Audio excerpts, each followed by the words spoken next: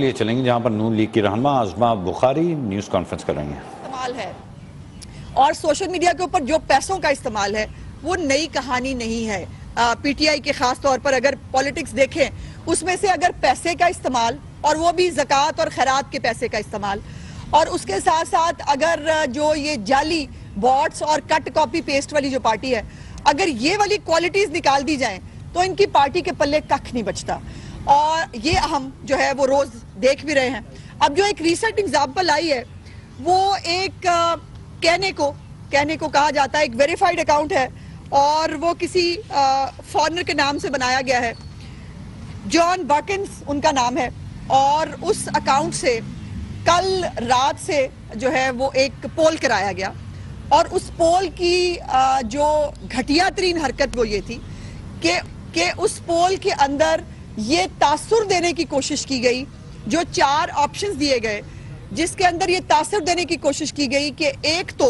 Internationally Pakistan को ये accept किया जा रहा है गालिबन कि पाकिस्तान के लीडर्स जो है वो करप्ट होते हैं। ये बात इमरान खान पे सादिक आती है, कोई शक नहीं इसके अंदर, क्योंकि इमरान खान जैसा करप्ट आदमी जो इस वक्त ज़कात और खैरात खाने से लेकर जाली निकाह नामों से लेकर और बहुत सारी चीजें हैं जिसके ऊपर मैं शायद बात नहीं करना चाहती, लेकिन उससे लेकर आज वो इन तमाम जराइम का ना सिर्फ मुल्जिम है बल्कि उसके खिलाफ सबूत भी सामने आ गए हैं। वो 190 मिलियन पाउंड का केस हो, वो अल-कादिर ट्रस्ट की बात हो, वो जाली अकाउंट्स हो, वो फॉरेन फंडिंग हो, ये तमाम चीजें साबित करती हैं कि ये शख्स जो है ये एक करप्ट आदमी है, ये एक गंदे किरदार का आदमी है। और उसमें इमरान खान को निकाल के बाकी 3-4 लोगों के नाम लिए, बहरहाल ये भी इनके लिए एक सुबकी का आलम है कि सारी दुनिया जहान के बॉट्स इस्तेमाल करके और अपना जितना ओवरसीज के अंदर जो फितना बिठाया हुआ है, जो ओवरसीज पाकिस्तानी चंद ओवरसीज पाकिस्तानियों की शक्ल के अंदर जो एक गिरोह काम करता है पीटीआई के फेक प्रोपेगेंडा को आगे ले जाने के लिए, और उसके लिए वो किसी भी हद तक उतर सकते हैं। उसमें जिब्रान इलियास जो इनका एक गालिबन आजकल नया अरसलान बेटा वो है और वो देख रहा है इन तमाम मामलात को, उसकी भी एक इंटरसेप्ट के साथ एक स्टोरी सामने आई है, वो भी ऑलरेडी ब्रेक हो चुकी है। मजे की बात है पकड़े जाते हैं लेकिन इतने बेशर्म हैं, इतने शर्मिंदगी प्रूफ है कि उनको शर्म नहीं आती। और आज भी ये तमाम तर कोशिश करने के बावजूद ये सर्वे हार गए और जो इन्होंने